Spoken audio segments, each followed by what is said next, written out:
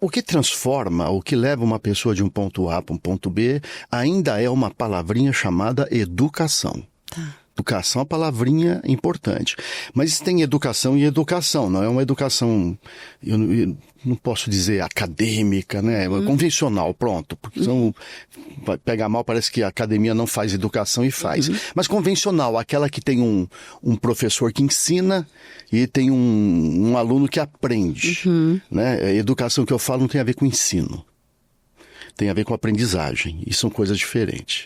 E a coisa já começa aí, quando ele começa a descobrir que educação não tem a ver com ensinar, mas tem a ver em criar condições para que o outro aprenda, isso já muda o tipo de liderança que ele exerce. Tá. Porque ele aprende com a gente que líder que é líder é educador. Se não for educador, ainda não é líder. Bem-vindos ao podcast Empreendedora no Divã. Eu sou a Tati Loureiro, psicóloga de formação e empreendedora por paixão. Sou colunista da Vogue Negócios e tenho uma marca de sapatos. E por que essa empreendedora aqui tá no Divã? Porque empreender é uma loucura, só com muita terapia para dar conta. No meu divã, recebo empreendedores que desabafam, trocam e nos ensinam como superar esse desafio que é empreender. Vamos começar a sessão? E hoje o nosso convidado é alguém que há mais de 30 anos vem falando com consistência, sensibilidade e sabedoria sobre uma nova forma de fazer negócios, com alma, com ética e com resultados que não se medem apenas em números. Roberto Tranjan, ele é empresário, educador, escritor, criador do processo Metanoia e autor de diversos livros que marcaram uma geração de líderes, como A Empresa de Corpo, Mente e Alma, O Rico de Verdade, Chamamentos e, mais recentemente, O Código da Nobreza. Mas foi com o livro O Velho Menino, a instigante descoberta do propósito, que a minha história com ele começou. Gente, eu terminei essa leitura emocionada, em lágrima mesmo, chorei pra caramba, e eu compartilhei essa experiência no Instagram. Foi aí que a Andréa Marsola nos conectou e falou: Tati, eu conheço o Roberto. Eu falei: pelo amor de Deus, eu preciso conhecer esse homem. E eu quero inclusive agradecer ela por essa ponte maravilhosa. Eu tenho certeza que é só o começo de muitas coisas que virão. Roberto, é uma honra ter você aqui, tô emocionada mesmo. E eu quero começar te perguntando quando foi que você entendeu que não era só sobre produzir, mas que trabalhar era parte de um chamado na sua vida. Tati, primeiro uma alegria estar aqui. Você já é contagiante antes de chegar. Então você vai mandando mensagem, trocando. Eu vi que você lia meu livro e já mandava assim. Então era uma coisa que já empolgava, né, antes de estar aqui. Agora estando diretamente com você é muito melhor, né? Bom demais. E olha, a sua pergunta de como é que trabalhar e não produzir. Você sabe que eu estava ouvindo você falar do nosso patrocinador, a Rayar, e aí eu estava aqui pensando, eu falei, olha, é gozado como as empresas são, né?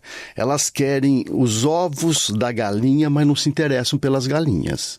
Então, assim, que os colaboradores, os funcionários coloquem ovos, que sejam de ouros, preferencialmente, e eles se gastam nisso e depois de gastos são descartados como objetos, né? Sim. E isso, você sabe que você me pegou. Eu trabalhei 14 anos, antes de começar na consultoria, depois na educação, como funcionário. Eu comecei como office boy em mercado financeiro. Uau! E mercado financeiro, você sabe... É um moedor de gente, Pô, gente. produz o quê? E fala de dinheiro o tempo todo, e é milhões aqui, trilhões ali. Então é dinheiro que entra, dinheiro que sai, mas você... Não tem nada que você pega, né? Não tem nada que te sirva. É dinheiro. Então, 14 anos, a ponto de eu escolhi a formação em economia e depois me pós-graduei em finanças. Uau! Que é... Isso eu não sabia, tá? Pois é, então, eu estou contando até porque isso não está em lugar nenhum onde você leu.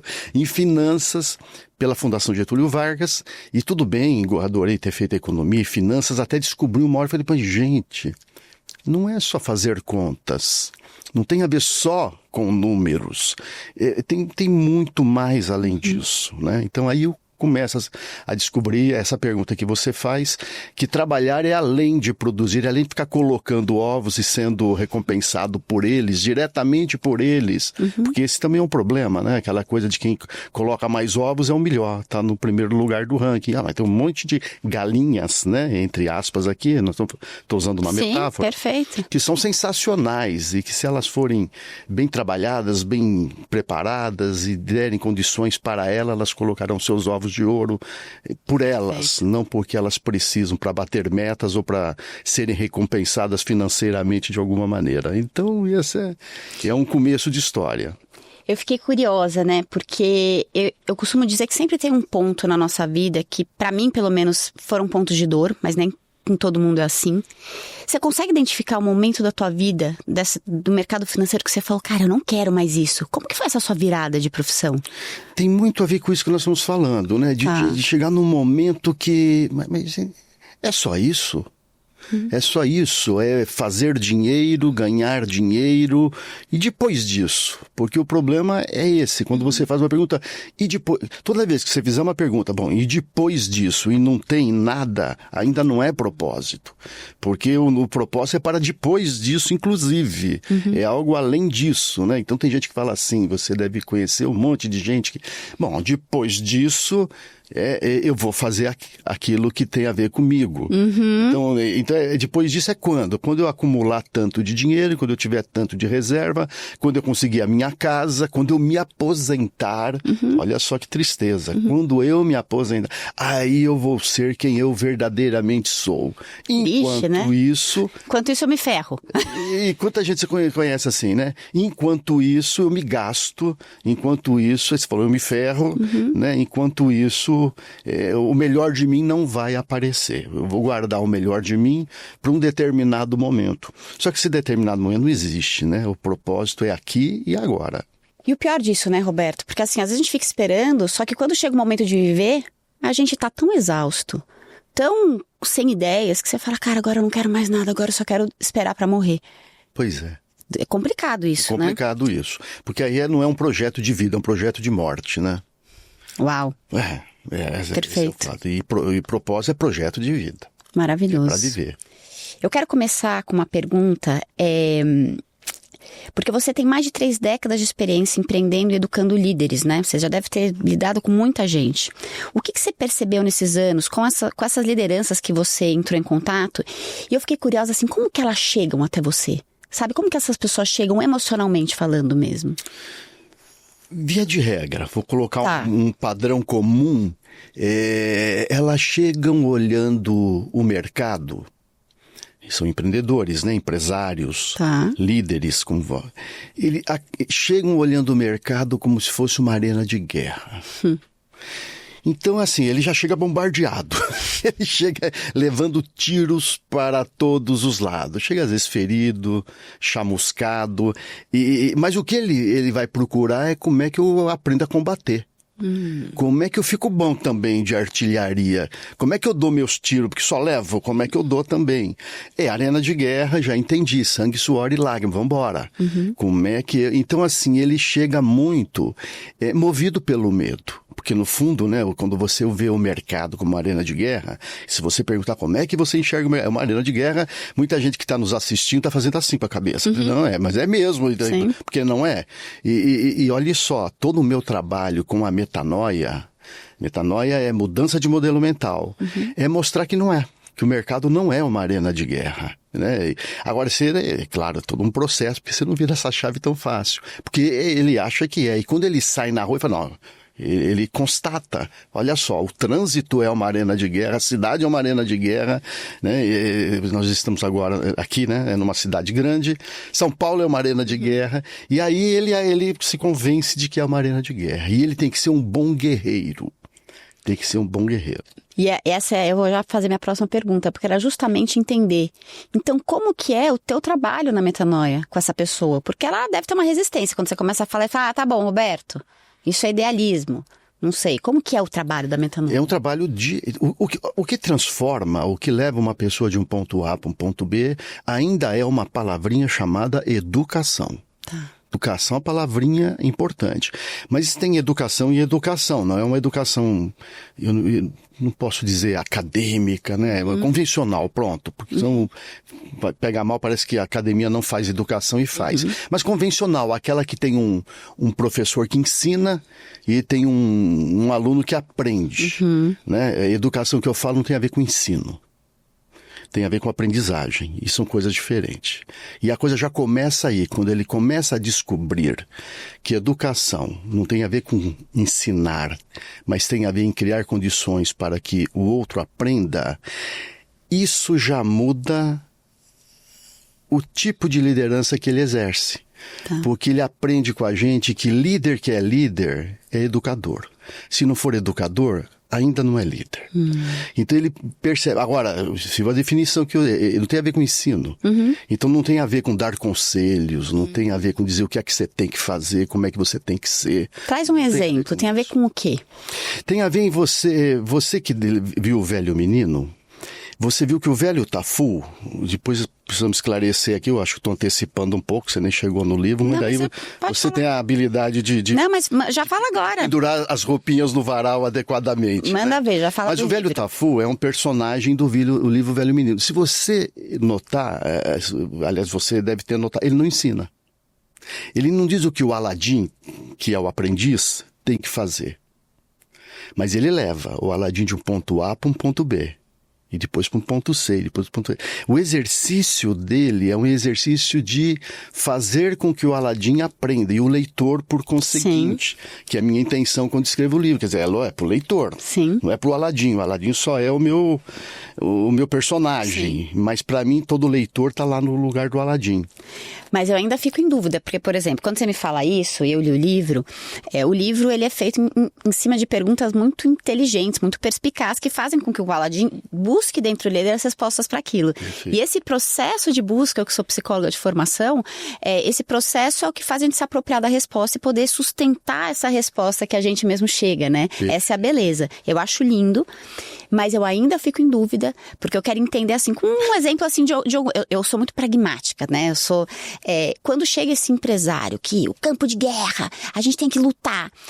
Como que você consegue transformar essa mente dele para que ele seja um fazedor de perguntas, que é o que eu estou entendendo, se for a comparação com o livro, né? Que ele se torne esse Tafu para os seus funcionários, para os seus Aladins, para despertar em cima de cada funcionário o melhor deles. Porque isso não é uma tarefa fácil, tá? Certo. Então, por isso que eu quero entender que milagre é esse que vocês fazem. Por acaso, eu estou na escrita de um novo livro chamado A Roda do Aprendizado. Tá bom. E estou entregando de bandeja a metodologia que a gente usa.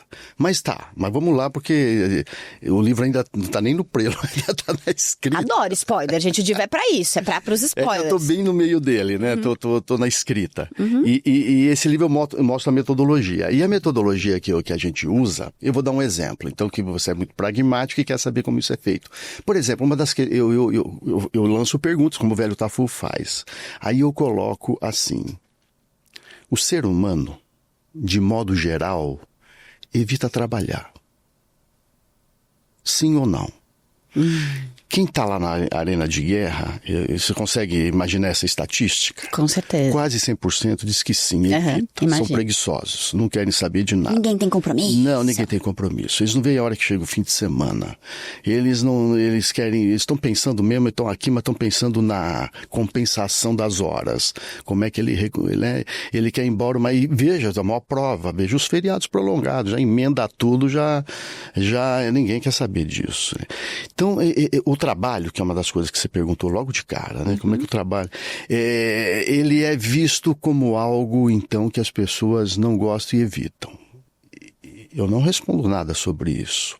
Eu faço com que ele converse com outro par dele, e o aprendizado coletivo faz parte da metodologia, eu faço com que eles discutam isso.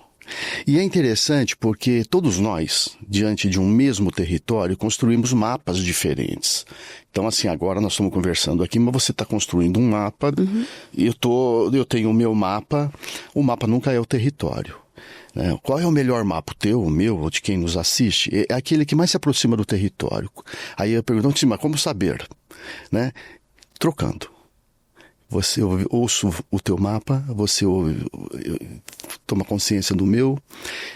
E certamente depois da nossa conversa, o meu mapa sai um pouco mais ajustado e mais próximo do território do que antes dela, e o seu também. Os nossos mapas, portanto, estão melhores do que quando nós começamos a conversar. Isso deve estar acontecendo com quem está nos assistindo. Ele tem o mapa, ele também tem opinião, mas ele está ouvindo. Aí ele, né? Então, nessa interação, nesse processo de aprendizagem ao vivo e ao vivo, ele vai se aproximando do território. Até o momento que ele reconhece o território. Né, até o momento. E no momento que ele reconhece o território é quando ele tem a virada de chave dele. Mas isso é um processo dele.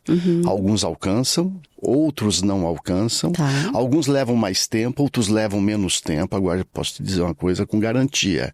Ninguém sai ileso. É impossível pelo processo. Maravilhoso. Eu fiquei na dúvida assim...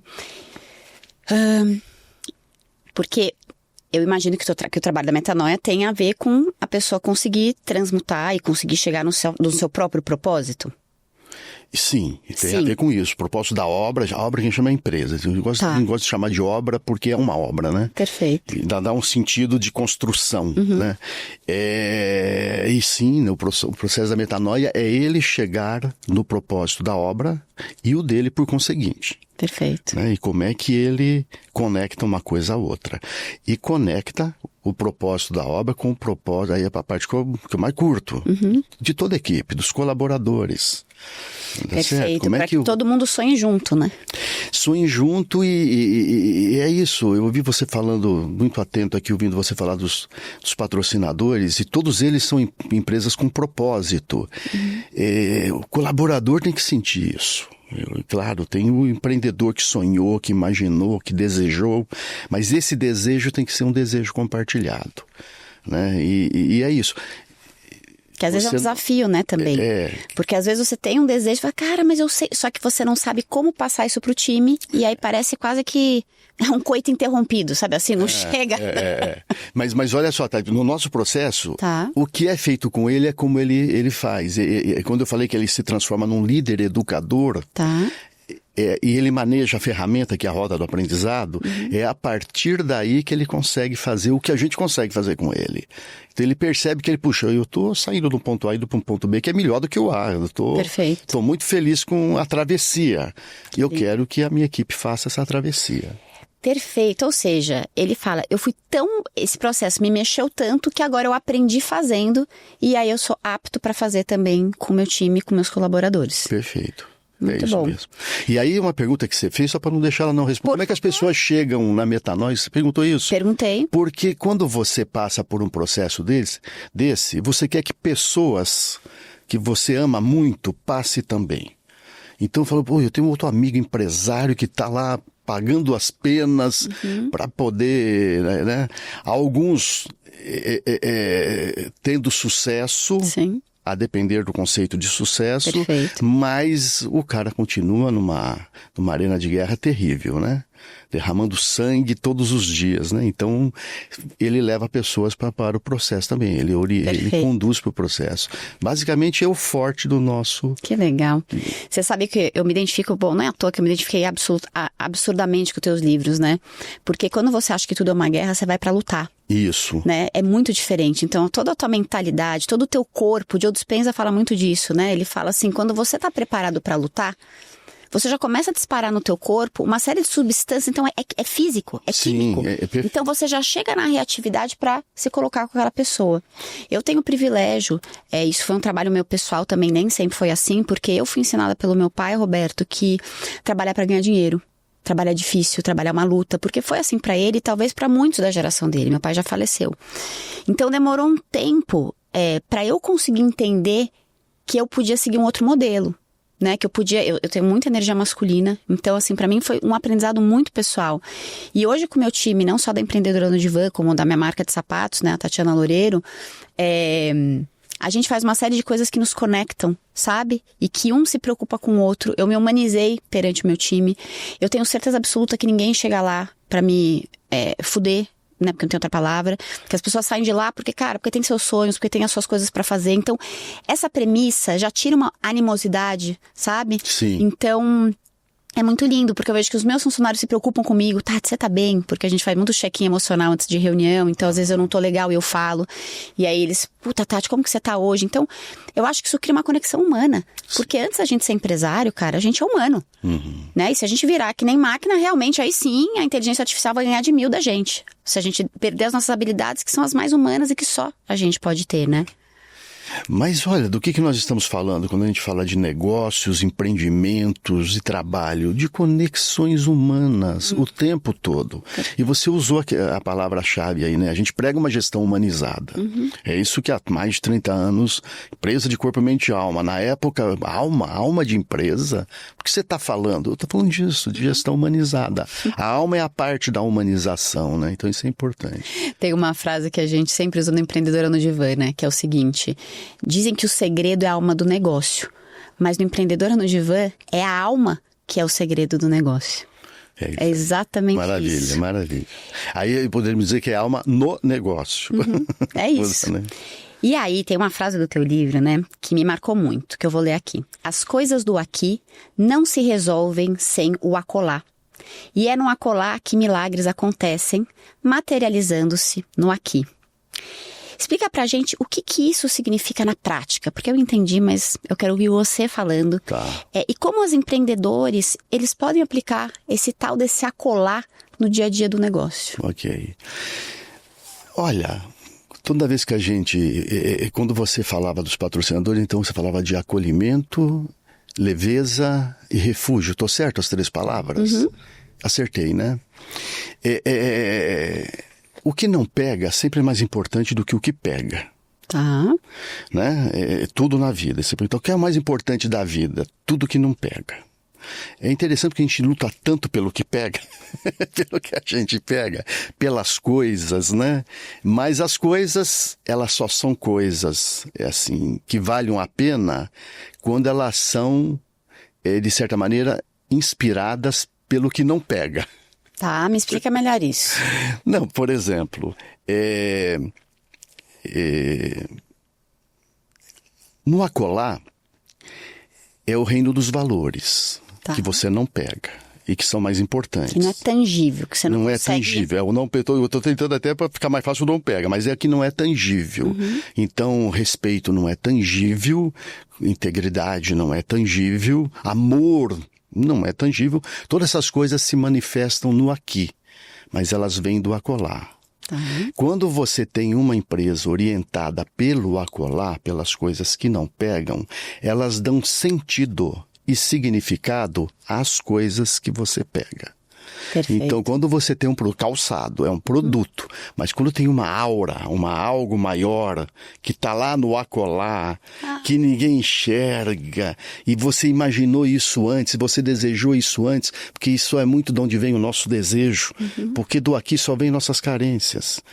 Os desejos vêm do acolá. E a gente confunde um pouco carência com desejo, mas não é a mesma coisa.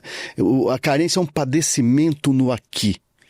E aí a gente tenta se suprir de coisas, se entupir de coisas, e você acaba resvalando da falta que você sente, carência é falta, pro excesso, que é um outro jeito, um outro tipo de falta. Perfeito. E do acolá vem aquilo que farta, aquilo que preenche. O que farta, você fala bastante, né?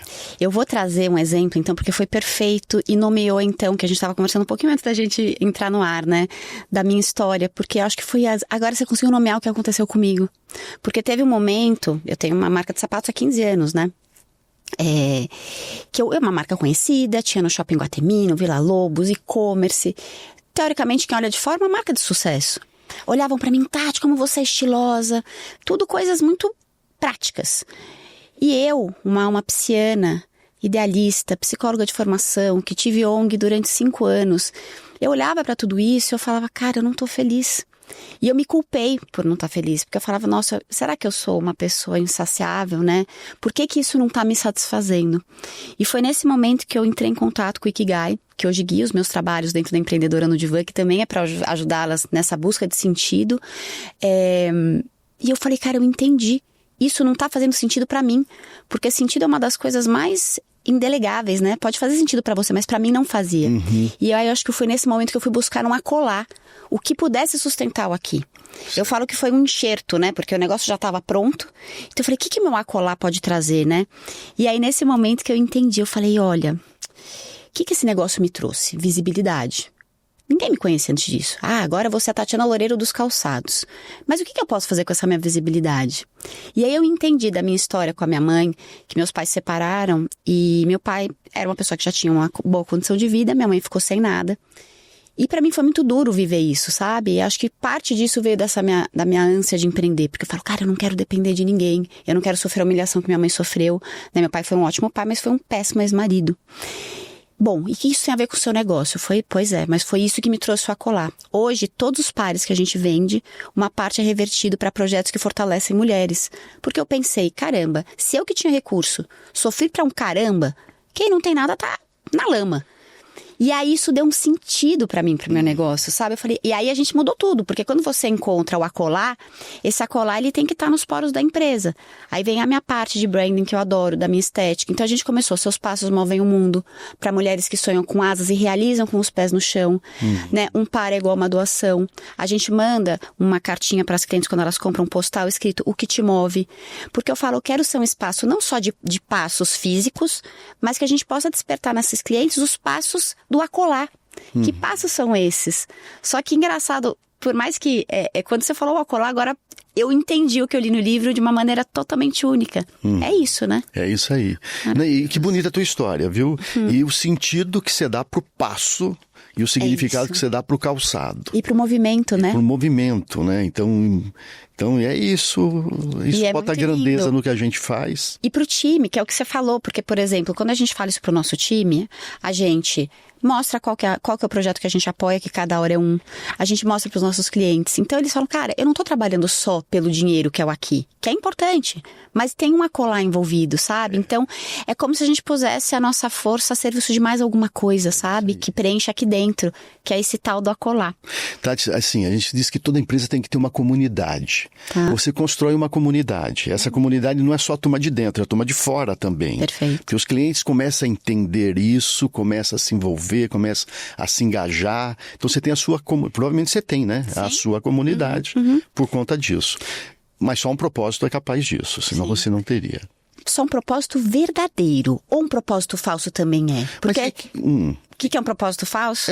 Eu vou te falar. Vamos lá. Porque eu vejo que tem algumas empresas que pegam propósito da prateleira. Tá. Então eu vou te dar um exemplo que aconteceu comigo. Eu falei, cara, eu quero achar o meu acolá. Aí chegou alguém pra mim e falou assim, fala de sustentabilidade. Entendido. Tá super em alta. Eu falei, olha, eu super acho que sustentabilidade é importante, mas eu trabalho com couro e por mais que eu acho que é uma causa nobre, eu não vou te deixar trabalhar com couro nesse momento, não é o que pulsa o meu coração, não tem conexão com a minha história.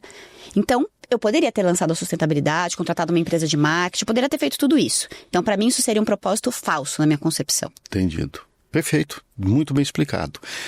E aí, só o que é um propósito falso? Ele vem de fora, não vem de dentro. Mas ele funciona? Que essa é a minha pergunta. Eu acho que ele não tem durabilidade, porque ele não tem... Logo, a falsidade cheira mal. E não precisa de muita distância para você sentir. Então, assim, o cliente percebe quando aquilo não é autêntico, né? O colaborador percebe. Então, o propósito que você chamou falso, né? É isso, ele não pega. Ele pode ter uma durabilidade curta por conta da moda. Tá. Dos modismos, mas ele não se sustenta. E ele também na cultura da empresa, né? Porque imagina que eu tivesse aceitado o propósito de sustentabilidade.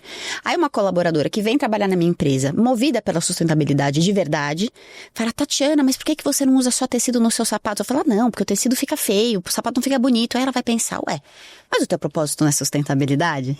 Né? Eu acho que isso é um pouco disso, né, que a gente tá falando. Exatamente, é isso. Tem uma outra coisa aqui de propósito também que eu queria te perguntar, que tem a ver com a história da minha empresa. Você acha que às vezes a gente pode se perder no nosso propósito? E eu vou te contar um caso para você entender. A gente faz uma doação. Não só a gente, mas os nossos franqueados também têm que doar. Chegou um momento financeiro, que não é a minha potência, que a gente estava vendo a planilha financeira e eu me dei conta que a gente estava doando 30% do nosso lucro de caixa, que estava no caixa. E estava fazendo assim, era muito do estágio que a gente tem. Eu sou uma marca pequena, tinha extrapolado, a gente estava deixando de fazer outras coisas que a gente precisava fazer por conta disso. E aí falaram assim, Tati, não dá pra você doar 30%. Uma coisa é se você estivesse faturando muito, mas não é o caso. E eu falei, caramba, eu achei que eu fui um pouco ingênua. Eu queria te escutar um pouco sobre quando a linha tênue entre o propósito não se tornar ingenuidade dentro de um contexto de negócio. Primeiro assim, propósito não é um mapa rodoviário, um GPS, que te leva daqui para lá. Propósito é mais para uma bússola. Ele sinaliza o norte. Bom, mas como ele sinaliza o norte, você pode ter ido mais para noroeste, mais para nordeste, mas ele te dá o sentido. O que é bom, que ele sinaliza o norte. Você não vai para o sul, então você não vai dar marcha ré, né? É para lá que eu vou. Mas esse lá, como eu disse, não é um mapa rodoviário que tá, olha, é aqui que está o ponto. Não, é lá. E o bacana, assim, o propósito te coloca numa inclinação diária naquele sentido. Então você não se perde. Agora, você pode ter calibragens a serem feitas. Você não está perdida. Você vê que o teu problema, se não foi uma questão, o problema não tinha nada de errado com ele. Perfeito. Precisava de uma calibragem. E a parte corpo da empresa, a parte financeira, a parte econômica, é que faz com que a gente tenha as calibragens corretas, os ajustes finos, os refinamentos. Tá, não, pera, é mais aí. A hora que você viu que 30%, falou, isso é um percentual, tá bom. Mas isso não muda o propósito. Tá. Isso é uma calibragem. Então não é 30, é 25, é 20, não sei. Né? Porque a tua empresa tem que continuar com saúde financeira. Com 10%. Pronto. Que é o que dá hoje, né? Que é o que dá hoje, não mudou nada do teu propósito. Então, diminuiu o tamanho dele, não é nem um pouco. Você vê isso nas suas lideranças, quando elas passam pelo processo com você, ou pessoas que têm um propósito que às vezes você fala, olha, vamos dar uma calibrada porque você perdeu um pouco a ancoragem com a realidade? Isso, tem muito. Aqui e acolá. Não é o acolá sem o aqui, muito menos o aqui sem o acolá. Mas como é que você alinha um com o outro? E aí faz os ajustes. Algum exemplo que você lembra de algum cliente, de alguma liderança nesse sentido? Deixa assim, de bate-pronto. Se você lembrar, depois você me... É que assim, você sabe que esses desvios, eles são tão sutis e tão corrigíveis que a gente nem dá muita bola. Eles são parte do processo, né? Eu não... Tem uma empresa que ela fabrica tintas. Tá. Bom, tinta todo mundo sabe, né? Tá aqui as paredes pintadas, como se diz, grandes players, né? Nesse tipo de mercado. E ele, por uma questão de ter passado pelo processo, tem entendido que uma empresa tem que ser ética, humana e próspera. Até então a empresa era muito econômica, muito lucrativa, mas a conversa toda lá era galões, quanto vendeu, quanto entregou, quanto tem no estoque, quanto falta para entregar, galões de tinta. Um dia esse empresário, que aliás vale a pena você convidá-lo, porque é bonita a história, vivia numa arena de guerra, nem sempre as ações eram muito éticas, porque da arena de guerra você tem um outro mercado, tem um outro que é mina de recursos esgotáveis, aonde não é muito, é o guerreiro, mas aí já é o jogador, né? Eu não sei qual é o arquétipo mais complicado. Então, para poder ter que ganhar o máximo, e ganhar o máximo de lucro. Um dia ele percebeu que a tinta não chegava sozinha na parede. Dependia de um ser humano chamado o pintor. Só que o pintor no mercado, ele era considerado assim, aquele cara pinguço, cachaceiro. Perfeito, já estou imaginando. Pós-carcerário, saía da cadeia, que vai trabalhar, vai pintar a parede. Então ele criou uma universidade do pintor. Ele criou uma escola para ensinar não só as habilidades da pintura, mas ensinar valores. Ensinar assim ensinar como é que vende, como é que apresenta o seu serviço. Ele humanizou a empresa dele. Ele criou essa universidade. E assim, é muito interessante a história. Emocionada só de ouvir, cara. Mas é emocionante. Ele tem essa universidade no bairro do Belém, do Belenzinho, e criou, contratou. E muito gozado, porque isso é coisa de empresário. isso aqui vai me custar muito caro quando vem. Mas pergunta para ele o retorno que ele tem disso. Retorno em a gente fala nas várias dimensões da riqueza. No aqui, no acolá. Exato, perfeito. Você está ficando melhor que eu já nesse negócio. Eu amei o aqui, acolá. Eu falei as dimensões da riqueza e traduziu de uma maneira muito mais rápida. No aqui e no acolá sobre o que ele faz, né? E é isso, ele tem as formaturas, ele tem eles têm um projeto no final da formatura, quando eles estão terminando o curso, o programa deles da Universidade do Pintor. Eles não têm diploma de nada, o primeiro diploma da vida para quase todos eles, Cara, né? isso é muito lindo, isso é muito legal. E eles têm um trabalho que chama Solidari, que é pintar instituições, assim, tipo asilos e lugares assim. Então, e num mercado voraz, que se conhece as grandes marcas, eles são vorazes, multinacionais, e esse cara tem um destaque E o interessante, Tati, eu também me empolgo um pouco, porque a história é linda. Somos dois. A concorrência quer copiar. Ai, que lindo! Não consegue. Não. Porque você copia corpo. Mente mais ou menos. A alma você não copia. Uau! Sabe, a alma não é copiável. Aí vem daquela história do propósito de prateleira. Ele pode pegar o que o amigo fez, que seria maravilhoso que ele conseguisse copiar isso, porque ele está ajudando o mundo. Mas se não é de dentro, se a transformação não começa dentro, ela não se sustenta fora. É isso que a gente fala nos nossos grupos da Empreendedora no Divã o tempo todo, sabe? Eu falo que desenvolvimento emocional, desenvolvimento pessoal ficou muito tempo marginalizado, com uma coisa de ai, que bonitinho, ai, tá bom, depois a gente vê isso. Só que não, isso é o que sustenta tudo, é isso que faz com que o que tá fora, né, se fique sustentável. E aí, ouvindo essa história linda, eu amo ouvir história, tá? Porque eu acho que isso materializa a teoria. A teoria, pra mim, ela me diz alguma coisa, mas a vida real, pra mim, ela me emociona de verdade. Esse caso desse teu cliente, desse empresário, financeiramente falando, a empresa faturou mais? E falar do time, como que foi o time com essa mudança? Eu queria saber os impactos que isso causou no negócio dele. A primeira, aumentou muito os resultados e os lucros, e ele não sabe fazer uma relação direta. Tá bom. E eu acho, assim, bom, agora que eu faço talvez nem precise ter nessa escala. Nem precisa ter. Mas o que acontece, e quando ele começa esse movimento e uma mudança muito drástica no sentido oposta, né? Nesse sentido do que era. Claro que muitos profissionais da empresa não estavam gostando, porque gostava daquele jogo. Perfeito. Tinha aprendido aquele jogo, eram hábeis naquele jogo, naquele contexto cheio de manhas e de artimanhas, e eram bons jogadores. Então aquilo foi purificando também o quadro, né? Essa galera foi saindo também. Esse jogo devem estar fazendo esse jogo em algum outro lugar. Perfeito. Mas lá começa a surgir uma outra figura, uma figura de um profissional mais solidário, um profissional mais humano, um profissional mais generoso, e aí isso muda a alma da empresa, né? Isso qualifica a empresa. Isso é tão lindo, né? É aquela coisa assim, a gente é o que a gente vibra, né? E você atrai os seus iguais.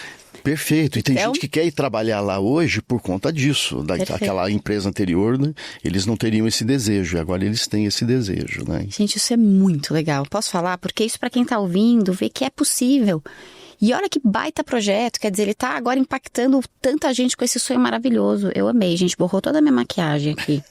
Esse negócio de se emocionar, qual que é teu signo, Roberto? Sagitário. Ah, maravilhoso. Você sabe o seu ascendente? Eu não sei, não. A pessoa falando de signo enquanto tá lendo outra pergunta, porque eu não enxergo mais, gente. Eu tô aqui numa... Essa é uma pergunta que nunca me fizeram na vida. Tá vendo? Eu falei nem que... qual é o signo e nem qual é o ascendente. Roberto, eu falei que aqui você ia ter perguntas que nunca ninguém te fez. Essa é uma. Pois é. Você fala muito do trabalho como uma recompensa em si.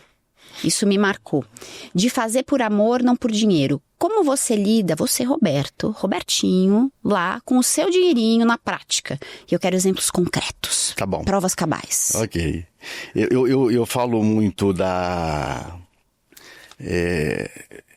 falta e da farta, né? Você viu isso no Velho Menino. Pode contar aqui o que é, para quem não leu. A falta e a farta são duas maneiras de enxergar a realidade. Há quem enxergue o que falta e vai preencher suas carências, ao que enxerga o que farta e vai tirar de si os dons e os talentos que tem para oferecer para o outro. Então esse é um dos segredos lá da descoberta do propósito que o velho Tafur ensina o Aladim. Bom, aí você fala da questão do dinheiro, né? Como é que é isso? A falta de dinheiro é muito ruim. Eu tenho um cliente que ele diz assim, o dinheiro é coisa do diabo. É só faltar que você vê o diabo. É muito engraçado essa frase. É um empresário também, viu? Isso lá de Ribeirão Preto. Então a falta é muito ruim. Agora a farta, eu não sei até quando a gente precisa de dinheiro, porque acumular, não vejo muita graça, né? Acumula, mas por quê? Aí acumula o excesso. O outro lado da moeda da falta. Falta de um lado, excesso do outro. Então, qual é a farta necessária? Bom, então como é que eu lido? Diretamente. Porque você tem uma história que você falou, que você começou como office boy. Ganhando salário mínimo. Isso. Tem uma história, né? Eu prestei atenção quando você falou do teu pai. Deixa eu falar do meu. O meu, ele passou uma vida correndo atrás do dinheiro e nunca alcançava. Então também, essa questão de dinheiro... E era um cara que falava de dinheiro todo dia, mas o dinheiro nunca chegava. Ele corria atrás. E era outra coisa, como aconteceu contigo, e essas coisas são muito importantes na nossa biografia. Perfeito. Porque muito do que a gente faz, você faz e eu faço, tem a ver com a nossa biografia, né? Você vai ajustando coisa que você fala, não, isso eu não quero. E eu não queria ficar correndo atrás de dinheiro, né? Como meu pai corria e não alcançava. Quando eu comecei a correr atrás de propósito, eu vi que o dinheiro chegava, né? Então, assim, o dinheiro vem, né? É o Quintana que fala, né? Cuida do jardim que a borboleta chega, né? Cuida dele, a borboleta vai gostar e vai chegar. Então, é isso. Agora, entre a farta e a falta, o que eu recomendo sempre é que haja uma folga. Tá. Tem que ter uma folga, né? Você tem que ter o seu espaço para você não se entunar. Entunar é entrar num túnel. Tá. Né? O túnel é uma metáfora para dizer assim, quando você começa a viver a falta de dinheiro, você entra num túnel. E a hora que você entra no túnel, você não enxerga mais nada. Você só enxerga como é que eu saio dessa. E aí você vê a tal da luzinha no fim do túnel e aquilo é o teu mundo. É só uma luzinha no fim do túnel. Usando a analogia do seu livro, é quando você começa a viver a partir do UFA. Não é? Tem uma analogia com isso, mas isso tem uma outra... Mas assim, a questão ainda quando você trabalha... Falei merda, gente, não era nada disso, então fala o que... Não tá errado não, tá corretíssimo. É que eu tava assim, a percepção de falta é que é o problema. Tá bom. Esse é o problema, que você se mete dentro de um túnel e aí você não enxerga mais nada. Você só enxerga o que te falta. E o problema, isso. E qual é o problema? Já vou chegar no... E qual é o problema do túnel? O túnel, ele rouba a tua atenção, você não consegue pensar em mais nada. O túnel, ele define as suas prioridades. Ele que diz o que você tem que fazer quando você acorda de manhã, não é mais você que define as suas prioridades. Então você ficou refém. Perfeito. Isso tudo tem a ver com a percepção de falta. E o dinheiro é o fator principal. Não é só dinheiro, é tempo também. A percepção de falta de tempo te bota dentro do túnel.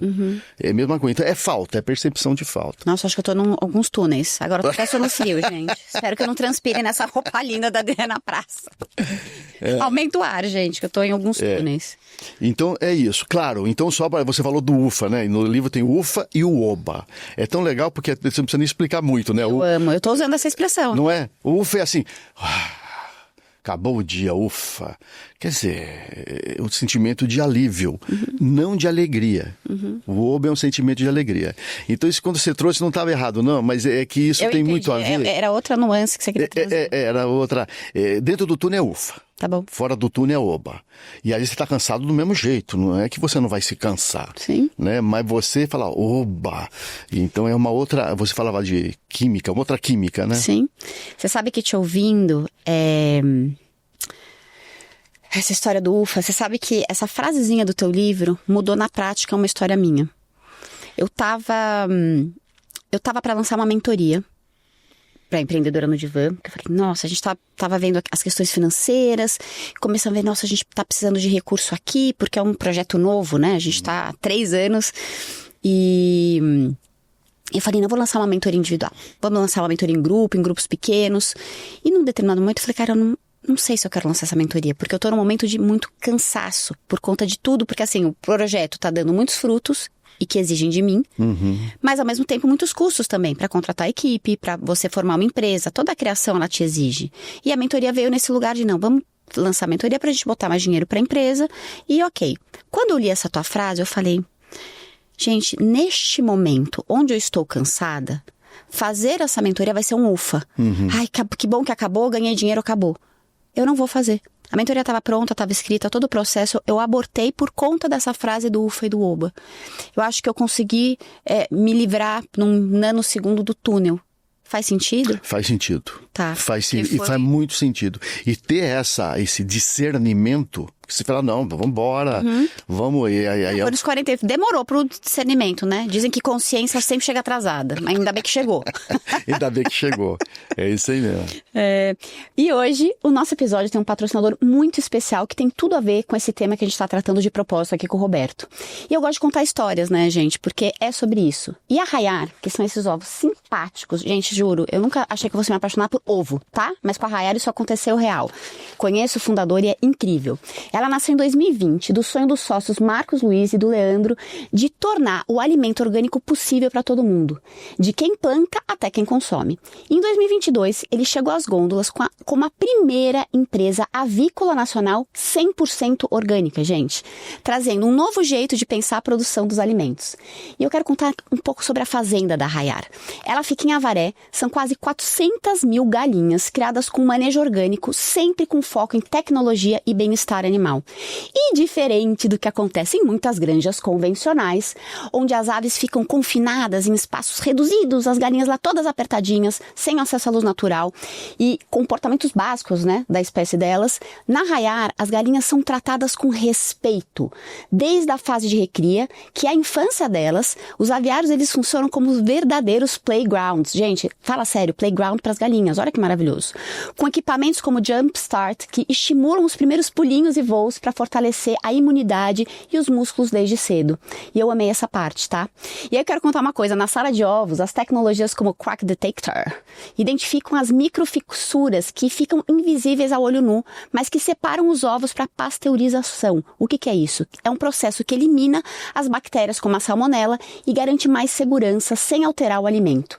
A Hayar é a única empresa do país a oferecer ovos líquidos pasteurizados 100% orgânicos, tá? E mais recentemente, eles lançaram o Chegg, que faz a sexagem embrionária dos pintinhos e reduz os descartes e eleva o padrão de bem-estar animal em toda a cadeia. Gente, olha que legal a história. Faz muita diferença de saber a história daquilo que a gente consome, tá? Pelo menos pra mim, é por isso que faço questão de contar a história de quem me patrocina e quem apoia os meus episódios. E essa proposta deles de inovação e propósito também aparece na forma deles se comunicarem. Olha isso, que coisa mais bonitinha, gente. Tá na clara que é bom. Não é maravilhoso? Para. Aí você ganha um caderninho para clarear as suas ideias. Eles têm VM nos ovos. É sério, Roberto, é incrível.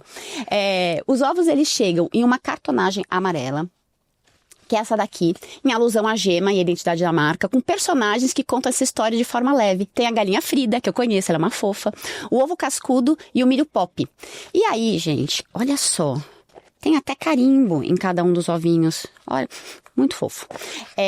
E o propósito da Hayar, ele é claro, tá? Ou clara, quer dizer, claro. Tornar o orgânico possível, de quem produz até quem consome. E para isso, a Hayar teve que colocar algumas vírgulas onde todo o resto do mercado colocava ponto final. E tanta tecnologia tem um objetivo simples, que é criar galinhas saudáveis e felizes para entregar ovos frescos, saborosos e em escala.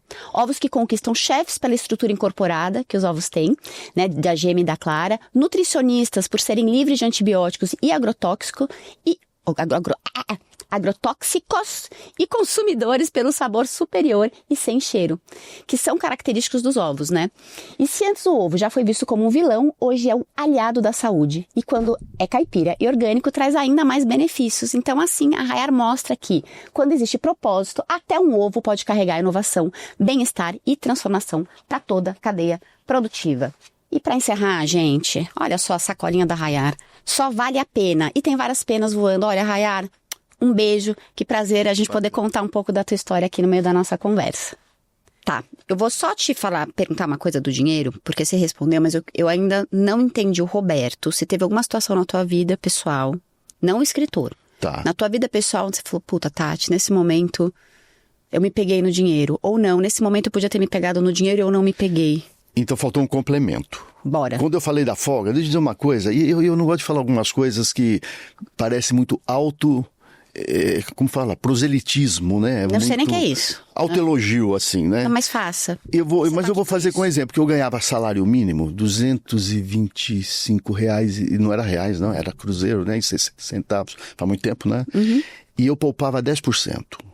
Então, deixa eu dizer uma coisa, eu nunca tive falta de dinheiro e nunca precisei pedir emprestado.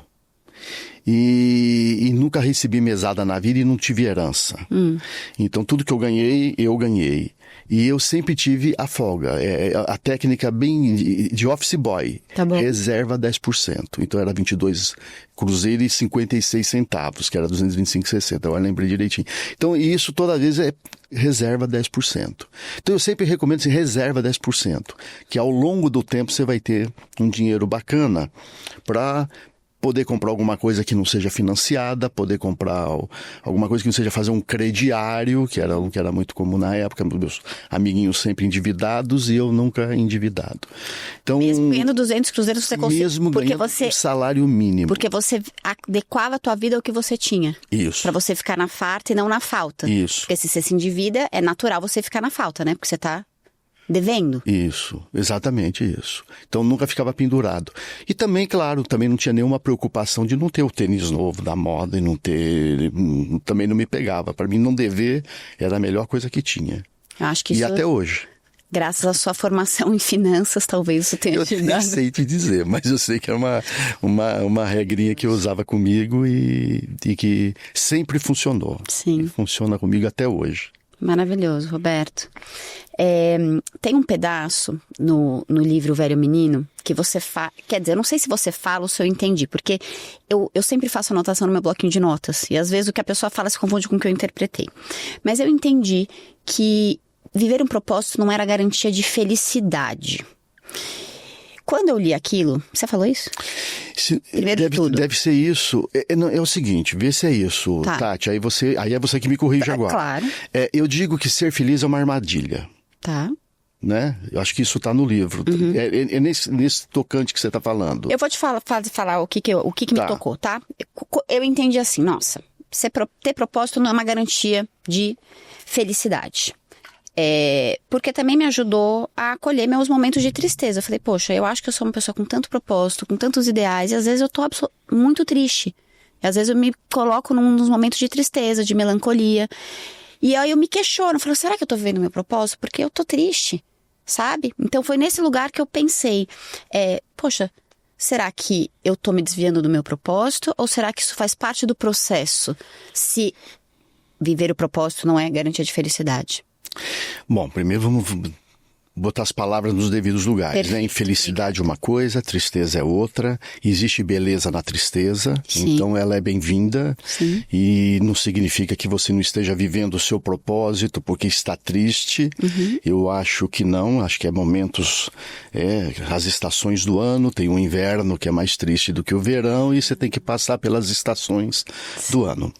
Agora, o que eu digo, não sei se está no contexto que você está trazendo, é que a felicidade é uma armadilha, e isso quebra um paradigma muito grande, porque, puxa, o que vende de coisa pra gente ser feliz, e tem que ser feliz, e tem que ser feliz. E felicidade, na verdade, eu digo que ela é uma armadilha porque ela sempre depende de alguma coisa de fora. Por isso ela é uma armadilha. Então eu preciso de um carro novo para ser feliz, eu preciso de uma casa na praia para ser feliz, eu preciso de um... Se sempre você depender de coisa de fora, você tá frito para ser feliz. Agora, tem uma palavra que, para além da felicidade, que se chama contentamento. Sim. E contentamento é o conteúdo que você tem dentro de você. E que até por estar dentro de você e por ser algo do teu entendimento, da tua consciência, do teu esclarecimento, pode te fazer triste. Porque você está enxergando uma coisa que talvez outros enxergam mas tão entorpecidos pela necessidade, não tem sensibilidade. As coisas, às vezes, resolvem as nossas necessidades e diminuem a nossa sensibilidade. Perfeito. Então, essa sensibilidade, quem tem esse contentamento, esse conteúdo dentro de si, esse é o que é chamado também de perfeita alegria. Me fala um pouco desse contentamento, porque eu tô lembrando desse pedaço, ele é muito lindo. Então, contentamento é quando você não precisa das coisas de fora para ser feliz, eu ia falar, né? Ia repetir, mas dá para entender, né? Sim. Para ser feliz no sentido, você não depende.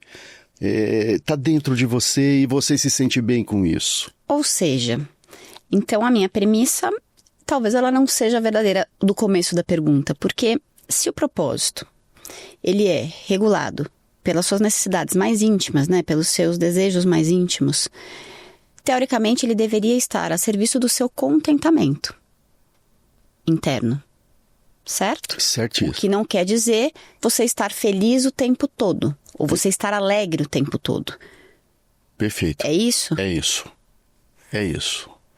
Tá. Porque você fala em um momento, eu nem sei porque era uma outra pergunta que eu ia te fazer, mas porque você fala no momento da visão do sacrifício, do sacro ofício. Isso. Porque às vezes eu me vejo um pouco nesse lugar, Roberto, assim, quando eu faço as perguntas, eu olho muito pra minha história, né? Pra elas virem de um lugar também da minha verdade, né? Das minhas necessidades também de aproveitar que você tá aqui na minha frente.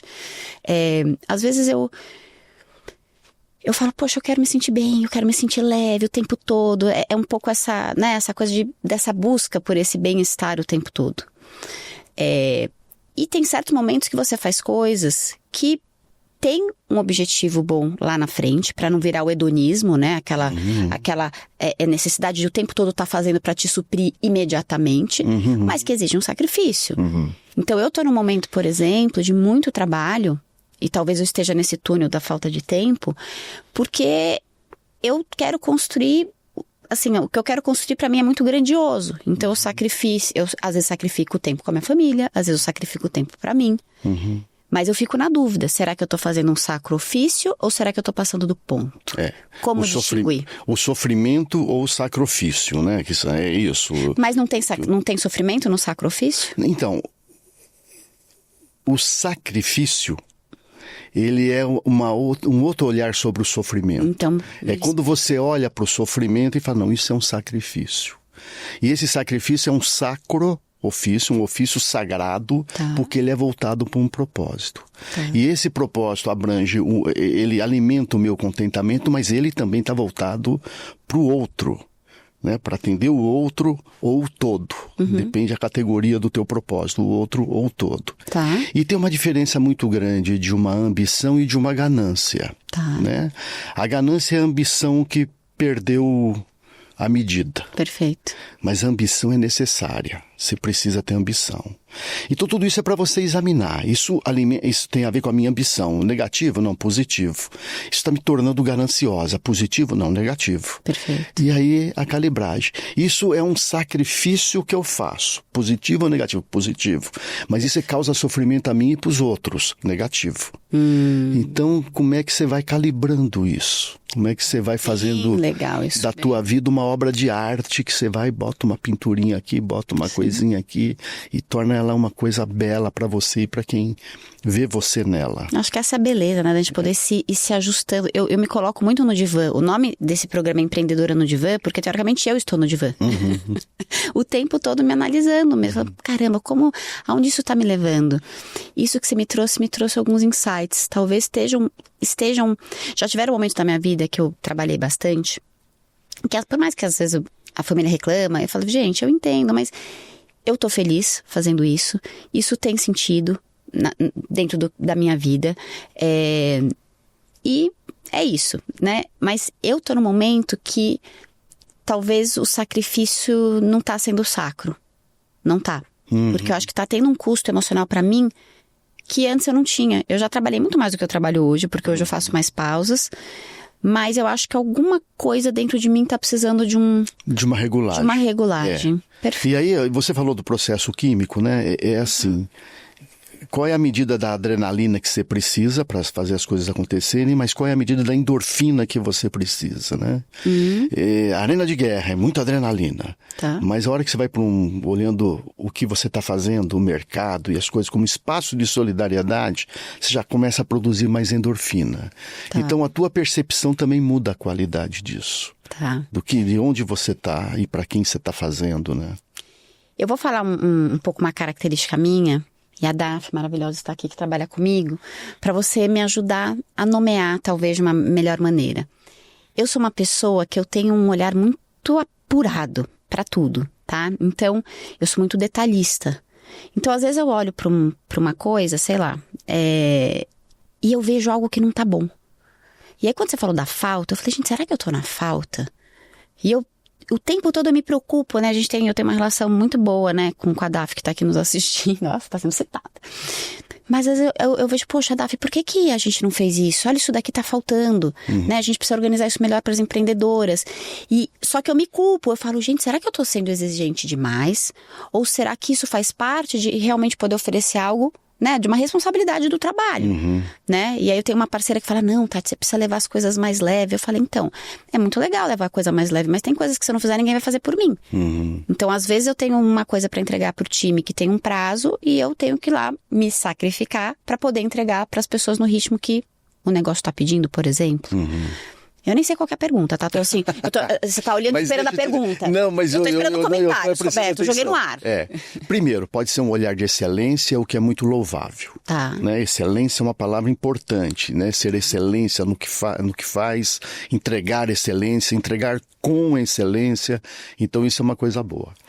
Vai tomar armadilha que vê se você não cai nela. Qual é a armadilha da excelência? Pronto, essa é a pergunta, Roberto. Qual é a armadilha da excelência? Você consegue imaginar um círculo vazado, com vazamentozinho? Ele não fecha, ele tem um pedacinho dele Abertinho. que está aberto. Consigo. Né?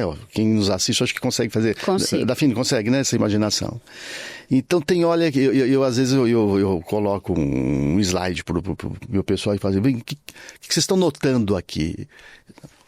O vazamento, que está vazado. Não, mas tem toda uma circunferência. Não, mas a gente está olhando o que está vazado. Não, mas olha. Então, aquilo rouba a cena. É a falta que rouba a cena, né, do todo. Sim. Né? Então, a gente chama de olhar apreciativo, você olhar o que tem toda a circunferência e não se deter no vazado, né? Então, eu não estou dizendo que o que você faz está certo ou errado, não. Mas... O olhar de excelência é positivo, mas como é que a gente não perde um olhar apreciativo? Eu estou esperando que tá você me responda isso, enfim. Roberto. Como que a gente faz isso? Assim, como? Não, é real, porque para mim às vezes não é claro. Né? Então todo mundo fala, nossa, assim, os cursos que eu faço gravado, Tati, impressionante como tudo tem o seu lugar, tem a apostila, tem um acompanhamento pra gente Nem se dá para sentir. notar as coisas. Então assim, tem essa excelência. Mas eu não tô entendendo, na minha vida, não a tua resposta, tá? Que mais você pode me trazer de insight pra eu tentar fazer essa chave assim? Quando alguma dica pra eu notar se a minha excelência não tá só na falha? A excelência não supõe que esse círculo esteja completo? Ou qual que é o tamanho dessa falha que pode ser? Tati, tem alguma coisa voltada ao entrevistado no divã? Porque eu tenho o mesmo defeito que você. Então eu não tô...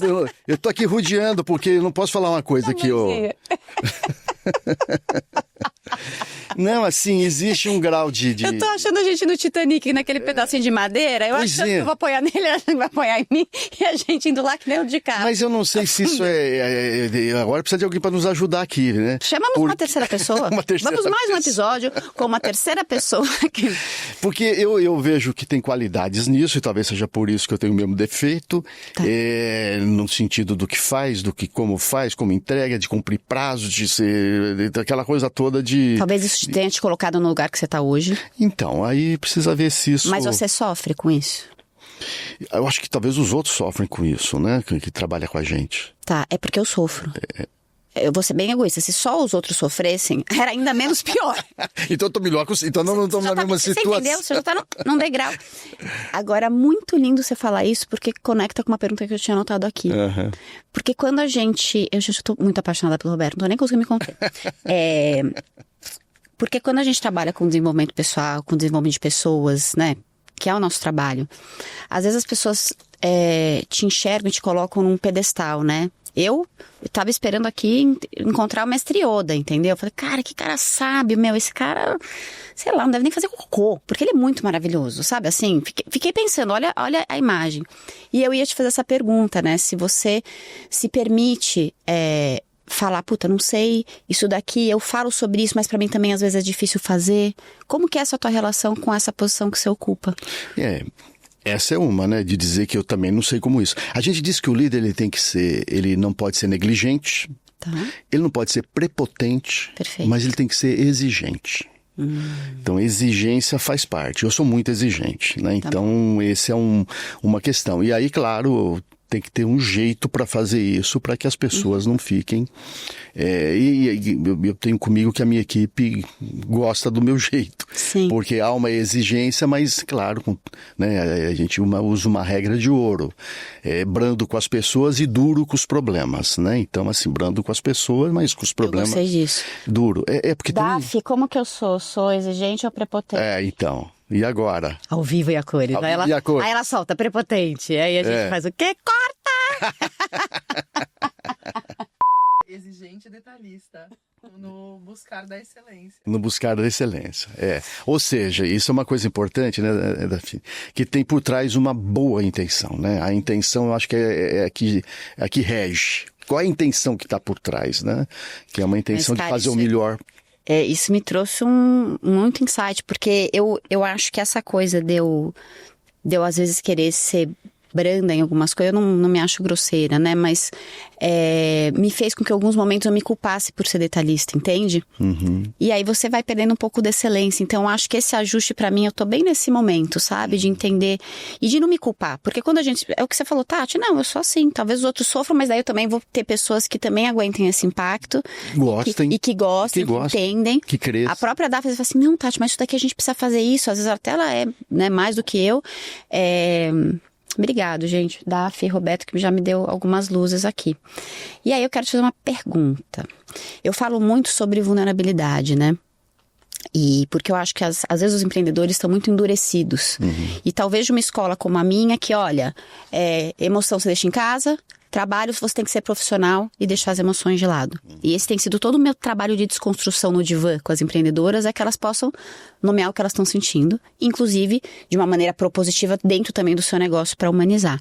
Como que você enxerga isso? Você sabe que é tão interessante, né? Quando eu estou nos meus processos da metanoia e aí... Aqueles empresários, esses que você está falando, vieram da arena de guerra. Perfeito, machucados. Aí você bota uma questão e fala, e aí, como você se sente? Nossa, silêncio. Silêncio. Aí a pouquinho, demora mais um pouco. Aí o cara interpreta, mas não está falando, faz uma interpretação, uma descrição, mas não fala de sentimento. Fala, tão bacana, legal. E como você se sente? Aí ele faz de novo uma descrição, conta uma história, uma interpretação, e eu escuto, né, com toda a paciência, e eu digo, sim, e como você se sente? Né? Aí a pouco sai, às vezes, de uma palavra, confuso. Bom, já é alguma coisa. Puxou um fiozinho de meada. Vamos mais, né? E aí começa, né? Quando é empresária é mais fácil, né? As mulheres têm mais facilidade. Sim, é mais fácil. Mulheres têm mais facilidade, mas homens têm muita dificuldade. E quando você fala de vulnerabilidade, o ponto-chave é a palavra sentimento. Como é que você expressa sentimento?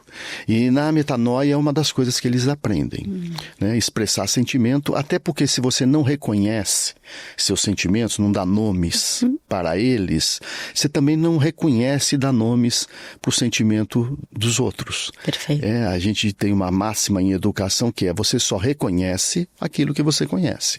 Se você não conhece, não reconhece. E o bacana é que quando você começa a reconhecer também os sentimentos das pessoas que trabalham com você, daí a pouco as pessoas que trabalham com vocês aprendem a expressar sentimento e aprende também a fazer leitura de sentimentos dos clientes. E aí você atinge uma camada, né, de relação com o cliente para além da demanda e da necessidade, que são os sentimentos que ele tem. Então essa é uma empresa que se humaniza.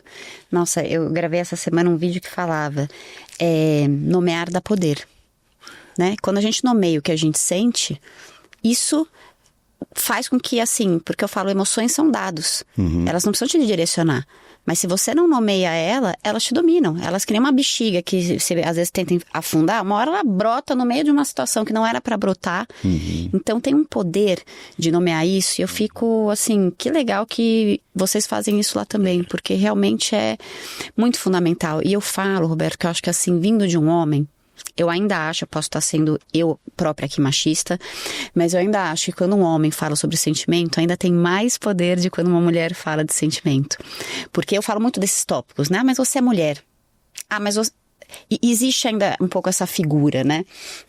Mas quando tem um homem como você trazendo isso pra dentro da empresa, é muito legal, né? Eu acho que a gente tá fazendo um bem pra humanidade, trazendo isso à tona. Eu vou te falar um negócio. Gente, eu fui quase stalker do Roberto, porque eu fiquei tão apaixonada por ele. Eu tava vendo uma entrevista que você deu pra um outro podcast, e você falava que às vezes o intelecto ele joga contra. E às vezes eu sinto que eu sou horas muito racional e horas muito emocional. Eu me sinto nesses dois lugares. Como que a gente diferencia quando uma decisão precisa de mais intelecto ou mais de intuição? Se quiser retomar o que você falou sobre... Essa questão ela é interessante. De onde vem essa questão do intelecto? Às vezes ele é um estorvo, né? Você sabe que nos meus processos de metanoia eu já tive empresários, empresas e líderes de todos os tipos de negócio, de várias regiões do Brasil. Então, assim, uma massa crítica super interessante.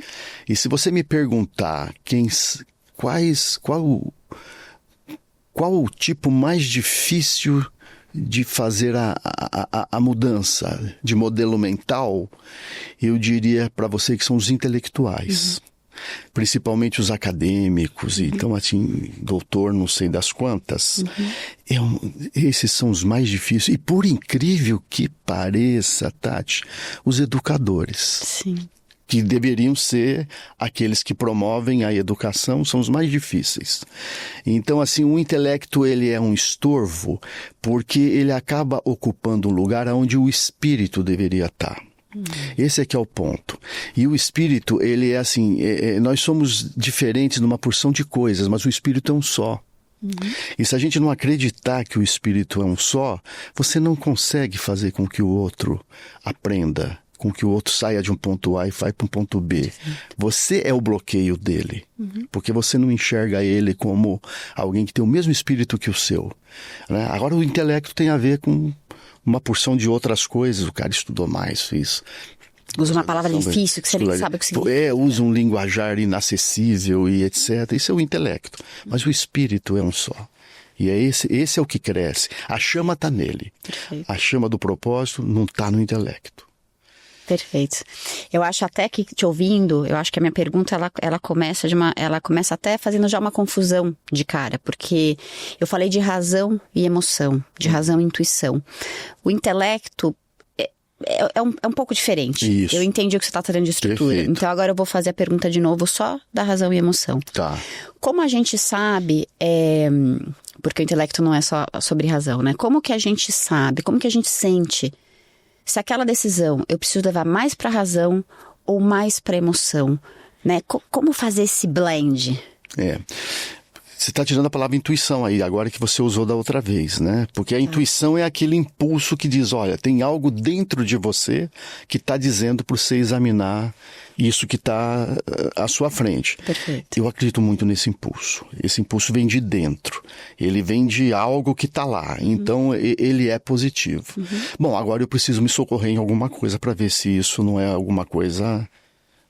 uma miragem. Perfeito. Não é? Eu uso a razão para isso. Né? Aí eu estou sendo razoável. Que é de onde vem o razão, né? Quem é razoável é porque usa a razão. Mas é legal a palavra razoável, né? Que diz assim... É melhor que racional. Boa. Boa. Racional me parece... Boa, duro. porque seja razoável. Seja razoável assim, nem lá nem cá, examina. Observa, examina, né? E a tua razão, usa a tua razão nesse momento. Seja razoável.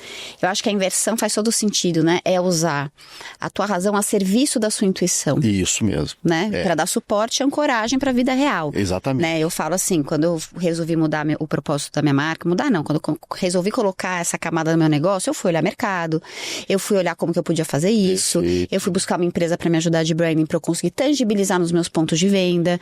Teve toda uma parte que não foi, ai que lindo, ai eu descobri isso, ai eu fiquei falando. Não, eu tive que tangibilizar através da minha razão, da minha excelência. Mas você teve uma ancoragem. Mas eu tive uma ancoragem. Exatamente isso. Eu brinco que eu sou uma pisciana, que eu tenho muita razão e muita intuição. Eu sou os dois. As pessoas falam assim, meu apelido na minha turma é coice de pônei. Como é que é? Coice de pônei. Porque eu tenho uma doçura, tudo, mas eu sou muito pragmática. Tá, mas...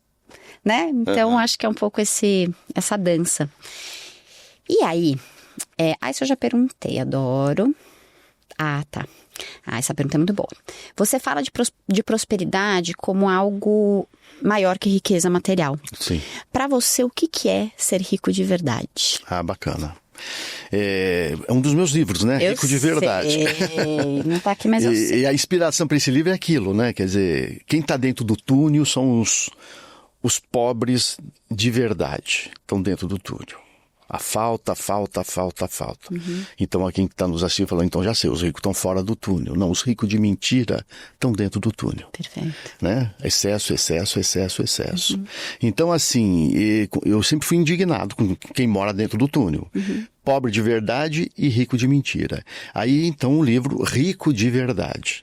E aí eu falo de uma riqueza que não é uma riqueza apenas material, é uma riqueza para além do material. Então, é uma riqueza emocional, é uma riqueza espiritual, então, uma riqueza mental, é uma riqueza em várias dimensões.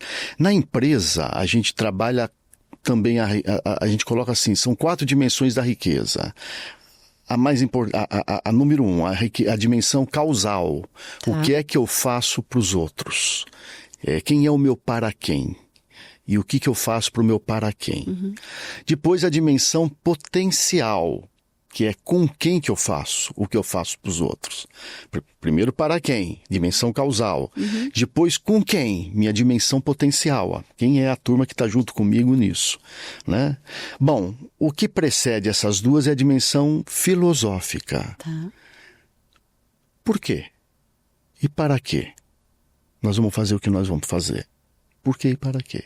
E finalmente a dimensão econômica. Quanto? Quando? Como? Que normalmente começa por aí, né? A dimensão econômica. Quanto, quando e como. Sim, mas cadê o para quem e o com quem? Que são as dimensões humanas da riqueza. E a dimensão filosófica é o ponto-chave, é a intenção. Tá. A intenção é o ponto de partida. Ponto de partida de... Para que nós vamos fazer isso? E por quê?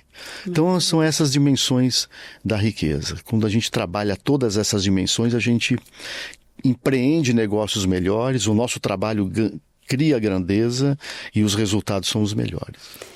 Então, eu quero te fazer uma pergunta. Para um negócio pequeno, um pequeno empreendedor, eu não sei o tamanho dos seus líderes, das lideranças que você trabalha, né? Às vezes é uma liderança que está totalmente afundada na falta, porque tem que fazer, tem que dar conta, não sobra dinheiro, então tá num piloto automático, num looping, numa infelicidade. Como quebrar isso e trazer realmente esse aspecto? Porque o exemplo que você deu da tinta é uma pessoa que já tinha riqueza financeira. Perfeito. Aí era uma questão de mindset, de fazer um ajuste. As outras riquezas, né? As outras riquezas. As outras dimensões. Perfeito. Agora, às vezes um pequeno empreendedor que não está... É só chupar. Não precisa virar. Agora que você me fala, como é a terceira vez. É porque eu não vi. Ai, Roberto. Como que a gente fala... Adorei, hein? Para essa pequena empresa, como que ela consegue sair desse loop? Legal.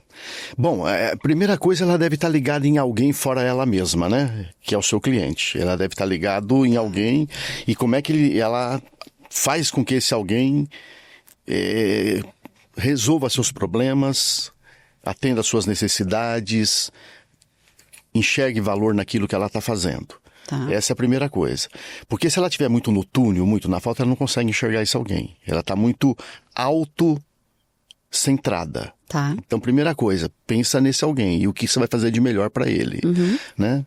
Bom, eu costumo dizer que a empresa, quando ela está no começo, ela pratica mais qualidade e mais excelência do que uma empresa mais desenvolvida. Tá. Ok? Porque a gente acha assim, a grande empresa às vezes já está de costas para o seu cliente. Já está tão preocupada já com seus processos internos que já o cliente né? E a pequena empresa não está muito diante dele. Então ela está no melhor estágio de qualidade e de excelência. Tá. Então tudo, se ela estiver ligada nisso, ela tem de tudo para crescer. Porque o cliente vai gostar, vai recompensar e vai indicar um outro. Então logo ela começa a ter 1, 2, 3, 4, 5, 6, ela vai ver que não vai dar conta. Então ela começa a trazer pessoas para trabalhar com ela, com esse mesmo espírito, com essa mesma intenção, com esse mesmo desejo. E aí ela entra no primeiro dilema, confiar ou não confiar. Porque na hora que ela não confia, o negócio dela vai continuar pequeno. Confiar ou não confiar em quê? Desculpa. Em pessoas para trabalhar com ela. Tá. Em Perfeito. pessoas para trabalhar com ela. Senão ela vai continuar pequena e não vai conseguir dar um passo. Ela tem que confiar. Mas ela tem que preparar essas pessoas como líder e educadora que ela já é. E aí ela vai crescendo o negócio dela, clientes indicando outros clientes, pessoas trabalhando com elas. E eu penso que o tamanho é uma grande vantagem, né? Desde que você consiga passar por essas cancelas. Entendi, o tamanho pequeno. Eu te escuto, eu entendo o que você está falando, na teoria. E aí eu vou te jogar uma situação apocalíptica, mas que eu vejo muito, tá? Então, sim, elas são pequenas, são mais preocupadas com clientes, às vezes elas dão até mais do que o cliente gostaria, né? Assim, o negócio tem alma porque ele nasceu pequenininho, a presença dela ainda é muito forte dentro da cultura da empresa, então tudo isso ainda é muito em volta dela. Quando você fala, ela cresce e contrata uma pessoa, aí ela tem que confiar. Esse é o ponto que eu quero agora que a gente fale um pouco dele, porque quando você contrata, e às vezes você não tem financeiramente condição no começo, né, para contratar, você contrata aquela pessoa que faz tudo, então você quer que a pessoa seja tanto financeiro quanto comercial, que são habilidades completamente opostas, mas às vezes é a mesma pessoa que tá lá desenvolvendo aquilo. Aí ela precisa confiar, aí ela deixa na mão da pessoa e começa a dar as coisas errado, aí ela fala, mas não funciona, e aí a confiança já diminui um pouquinho. Aí ela contrata outro, aí dá um mês ele vai trabalhar em outra empresa que recebeu um salário mais alto, e a confiança dela já reduz um pouquinho, daqui a pouco ela tá de novo sobrecarregada e não conseguindo delegar. Que eu acho que essa é uma das maiores dores que eu vejo hoje nas empreendedoras, é não conseguir delegar. Perfeito. Algum truque, alguma mágica para essa história, até o final feliz que você contou? Eu acho que você pegou o ponto-chave do pequeno empreendedor, do pequeno empresário. Por isso que eu falei de confiar, eu já estava puxando esse fio de meada, que tem a ver com delegar. O que as pessoas gostam no trabalho? Vamos lá. Que é o que uma pequena empresa consegue oferecer mais do que uma grande. Perfeito. Mas vamos lá. Quais são? Mas só que tem que saber disso. Eu quando falo que você tem que se ligar num para quem, eu já estou falando de um empresário que não está fixado no produto dele. Porque às vezes ele, quando fala autocentrado, é meu produto, o que eu faço, e ele acha que isso é suficiente. Não, eu falei do para quem de fora e o com quem que ele vai trabalhar. E quando a pessoa, quais são as 3 palavrinhas mágicas para você ter alguém para trabalhar com você e que vai dar certo se você fizer bem? Primeiro, aquela que enxerga no que faz um significado. Primeira coisa. Eu gosto muito de contar, às vezes, a história da Starbucks, porque você deve conhecer. Eu, aliás, Dedique-se de Coração é o nome do livro, eu fiz o prefácio para a edição brasileira, magnífico. E como é que ele descobre a virada de chave, que de 6 lojas em Seattle, que vendia café torrado em grão, se transformou numa rede, acho que são 32 mil lojas hoje, espalhada por 81 países. A virada de chave Nós não estamos no negócio de café servindo pessoas. Nós estamos no negócio de pessoas servindo café. Mudou. Quando ele teve essa revelação, é como ele chama de revelação, que foi por uma viagem na Itália que ele descobre isso, porque nos Estados Unidos a relação do norte-americano com o café era cada um tomar seu café em casa. Aí ele descobre que na Itália aquilo é mais do que café, é convivência, é romance, é camaradagem. Aí ele volta e fala, chama a galera dele, 6 lojinhas, pequena. Nós estamos num negócio de pessoas servindo café, hein? Isso muda tudo, porque muda o habitat, que eu falei, a ambiência, muda... E aí você vai numa Starbucks e ninguém te enche o saco, né? Você senta lá, ele entendeu qual é o negócio dele. Você toma o teu café, numa xicrinha, diante de uma xicrinha de café, você pensa na vida. Você pensa na morte da bezerra, você pensa... Mas você tá em paz. Mas é um momento de paz de espírito. Às vezes o único momento de paz de espírito na tua vida é diante daquela xicrinha de café expresso. E com sinal de Wi-Fi. Esse exemplo eu gosto de dar, porque eu adoro essa história, porque ele é um negócio pequeno. Ele é quiosque de café, acessível. Todo mundo, nós brasileiros somos chegados em café, sabemos que é um quiosque de café, uma lojinha de café, e como isso pode ter grandeza. Então precisa botar significado no que faz. Precisa botar grandeza no que faz. E a pessoa saber que, não, então eu não estou aqui servindo café para um monte de gente chata. Eu estou atendendo um monte de gente bacana servindo café. Essa é a primeira palavra, mas sim, mas... Não. Então segue. Não vou perguntar, não. Segue. A segunda dica, que é como delegar, né? Que nós estamos. Mas veja que eu botei uma palavra na frente. Mas vou falar no delegar. O delegar tem a ver... eu chamo de princípio da linha d'água. Imagina um navio e tem a linha d'água do mar. E aí você tem que chegar para o teu colaborador e falar para ele, pode fazer buraco no navio, acima da linha d'água. Abaixo ele afunda. E você tem que dizer isso para ele, o que é. E deixar ele errar, e deixar ele arriscar, e deixar ele criar. Porque o funcionário que não cria é um robô. E como robô, ele nunca vai se engajar naquele tipo de trabalho, naquele tipo de negócio. Então faça o buraco acima da linha d'água. Abaixo você afunda o navio, não pode. Então tudo é permitido, até que seja proibido. É diferente de tudo é proibido, até que seja permitido. Perfeito. É uma mudança. E aí as pessoas não se soltando. Vão errar. Mas deixa errar. Aquele erro faz parte. É a segunda palavra. A terceira, você tem cachorro? Tenho 2. Você brinca com eles. Cachorro é uma delícia, né? Se ele pega uma bolinha, um ossinho, aí ele sai querendo que você corra atrás. Aí você corre, na medida que você corre muito, né? Muito animada, ele alarga a circunferência. Na hora que você dá uma desanimada, ele encurta a circunferência. Se você ficar muito cansada, você senta, ele fica em cima de você 1 metro. Mas basta você levantar para ele... Entendeu? Maravilhoso. O líder, ele tem que lançar desafios de acordo com a aptidão do colaborador. Que nem o cachorro. O cachorro é um mestre, ele te mantém animado o tempo todo. Isso é motivação. Então, é isso, lembra-se. E cada um é um. Então, assim, você olha para o colaborador e fala, esse é o desafio na medida dele. Se for um desafio muito o colaborador elevado, tá sentado, estresse. Eu preciso jogar, né? Preciso estar mais perto. Ele tá já correndo mais, você dá uma largada. Isso. Você não deixa ele nem no tédio e nem no estresse. Você deixa ele... Então, foram 3 palavras, né? Significado número 1. Tem que ter grandeza naquilo. Aí volta ao assunto do propósito. A autonomia, que é o princípio da linha d'água, e é o desafio. Desafio calibrado. Isso é o que as pessoas querem, viu? E olha que interessante, né, Tati? Quem é lá da arena de guerra, a tavelha, né, que a gente começa, acha que a turma quer dinheiro. Dinheiro, ninguém é comprometido por causa de dinheiro. Ninguém é comprometido, ninguém é engajado por causa de dinheiro. Eu acho que tem que remunerar aí bem, mas ninguém é engajado por isso. Isso é assim, é tipo, bom, bacana. Eu costumo dizer o seguinte, a peça de teatro ela é bonita por ela, não é pela bilheteria. Né? Isso vale para uma empresa e vale para uma pessoa, não é pela recompensa financeira.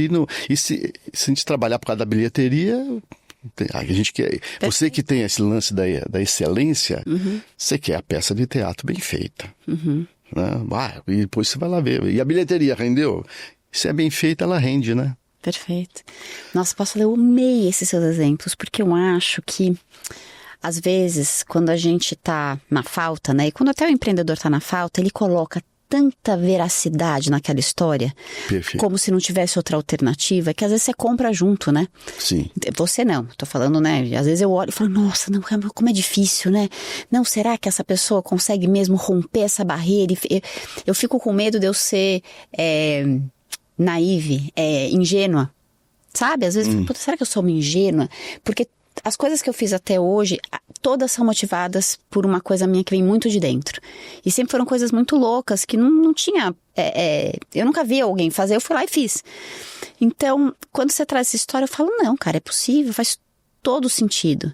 E outra coisa que me marcou da linha d'água, eu acho que a minha excelência, eu não tô querendo que tenha furo nem lá na bordinha do então, navio. Agora voltamos ao assunto que eu não soube dar uma... A gente sempre volta, a gente sempre volta. Agora sim, não me veio isso na hora, mas isso explica. Porque eu acho que assim... Você não quer o furo em lugar nenhum do barco. Não, eu não quero em nenhum lugar do barco, eu quero que o barco seja tudo pintado. E aí tem a ver com... Gente, tudo tem a ver com a nossa história, né? O meu pai era um cara super... Ele era muito perfeccionista e muito vaidoso. Eu nunca vou esquecer, a gente foi uma vez pra África, ele falou assim, mas não vem com essa sopa horrorosa, eu quero roupa safari. Eu falei, pai, roupa safari, onde eu compro isso, gente? Só pra você entender o nível de excelência da criaturinha que era o meu pai. Então eu lá com 15 anos, toda de sarja, como se eu estivesse estrelando um filme, entendeu? Mas é bonito ver isso, porque... Eu não me formei em psicologia, agora eu vou começar minha formação em psicanálise. Eu sou uma grande entusiasta do ser humano. Cara, eu acho que tudo isso que você está falando, a sabedoria, porque tudo isso é muito lógico. Mas para mim a grande chave é como é que eu distingo aonde eu posso, onde eu não posso. Como é que eu decido aonde eu ponho mais intuição, onde eu ponho razão. Como é que eu decido a linha, né? Que buraquinho que eu resolvo olhar. Eu preciso me conhecer, eu preciso olhar para mim. Então eu volto a dizer, a base é o ser humano.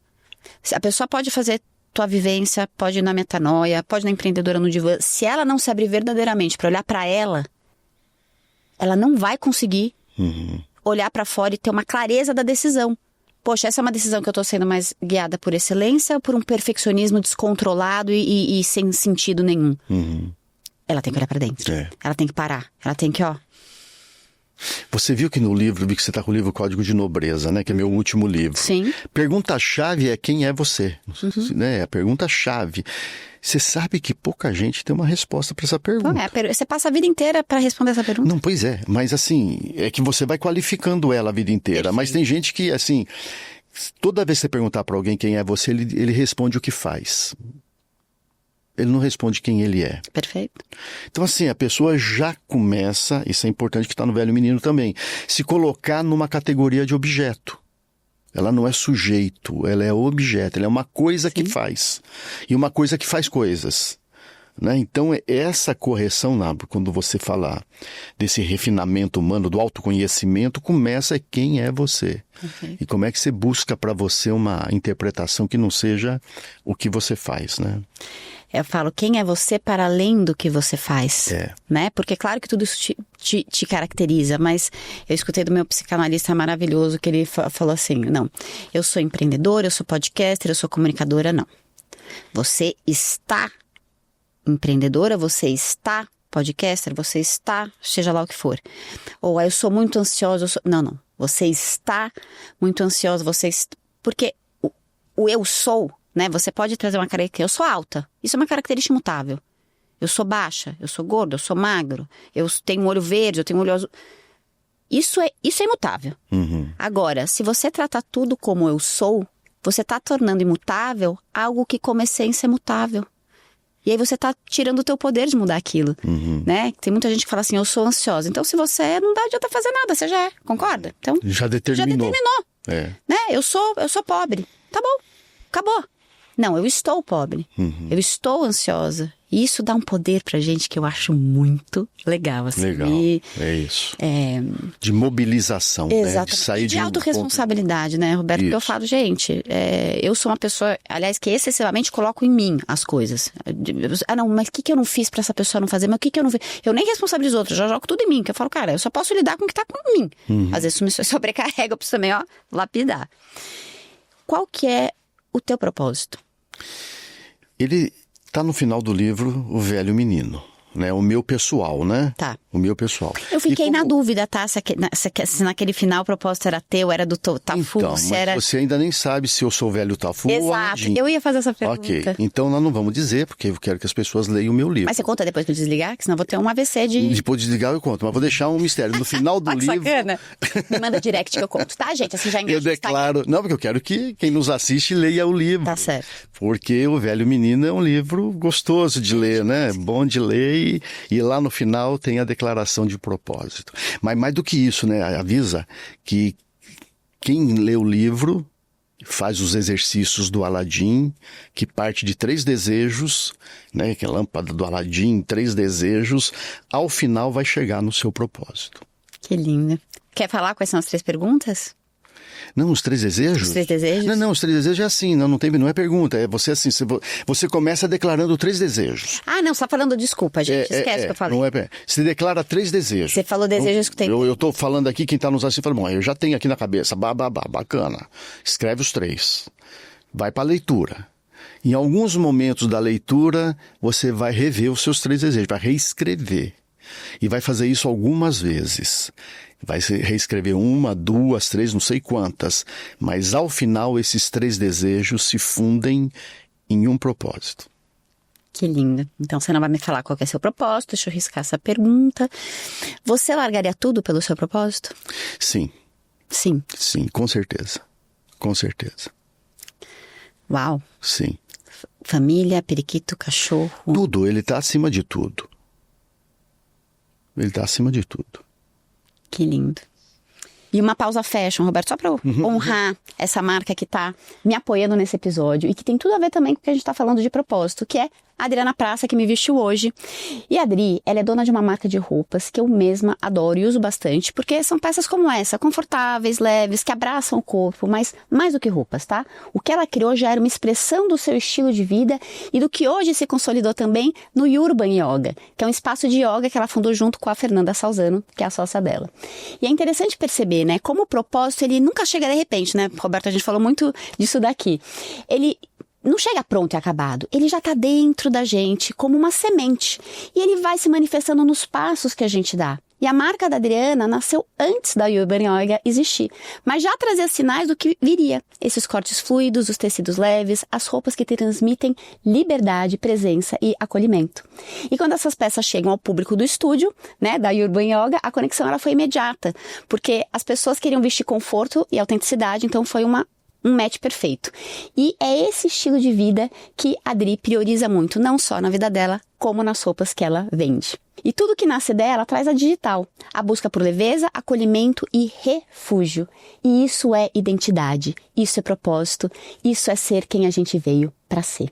Obrigada, Adri. Agora a gente vai continuar aqui nossa conversa. E eu quero saber uma coisa. Teve uma parte que você pergunta se você quer... De novo, tá? Não sei se você pergunta ou se eu entendi isso. Se você quer ser feliz ou encontrar significado. Essa palavra tem que ser um ou? É que o ou é para você, de fato, não ficar naquela de por que não os dois e... tipo teste, né? Vai até 5. Então não tem 2,5, 2,5. É 3,2, 2,3, 1,4, 4,1, 0,5. Que é para botar o leitor numa indagação, porque é muito fácil você acomodar. Eu quero ser feliz e quero ter significado. Não, mas qual que você quer? Ou escolhe um. Qual que está na frente de qual? E aí às vezes vem as ponderações, né? Não, se eu sou feliz, eu tenho significado. Se eu tenho significado, eu sou... Não. Um ou outro. Qual que você coloca? Porque isso é uma hora da verdade. Isso faz diferença.